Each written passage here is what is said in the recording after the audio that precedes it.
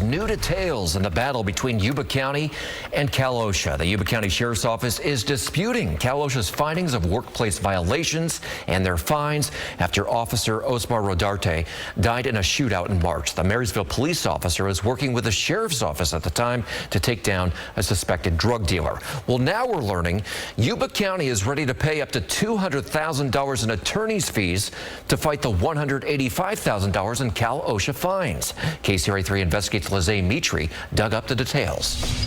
Curtis, as Yuba County appeals those citations, supervisors voted unanimously to put as much as $200,000 toward hiring Ogletree Deacons, a large labor and employment law firm.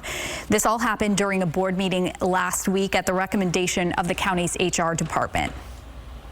This agreement does not have a set end date as it is intended to cover a period that will allow us to navigate the Cal OSHA matter. The amount of money identified in the agreement is not necessarily the amount we will spend on services.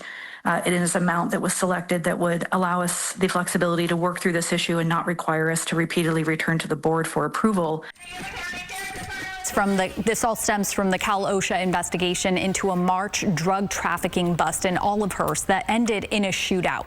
Suspected drug dealer Rick Oliver and Officer Osmar Rodarte died.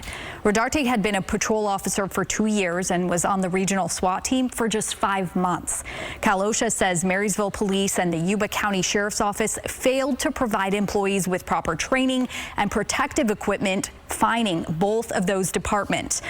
But even before those fines last month, the Yuba County Sheriff's Office actually took the matter to court. Back in July, the Sheriff's Office asked a judge to weigh in, hoping to stop Cal OSHA from getting what the Sheriff's Office deemed confidential personnel records and trying to prevent them from interviewing a lieutenant involved in that drug bust. The Sheriff's Office has called Cal OSHA's actions unprecedented and unfounded.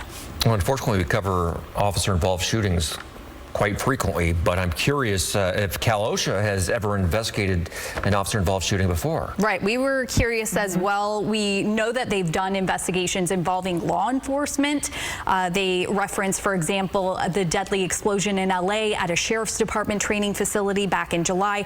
But Cal OSHA didn't give us any examples specifically of cases tied to officer-involved shootings. Still, they pointed to a change of the state's workplace violence prevention law that took effect July last year. And Cal OSHA says that expanded reporting requirements, so it gave them more access to information, they believe, and gave them the authority to investigate these kinds of incidents. But again, that's a disagreement between them and the sheriff's office, so a judge will have to decide, and they're supposed to be in court on November 17th. I think a lot of law enforcement agencies are watching to see the outcome of this. Yeah, right, thank you so much, Lizzie.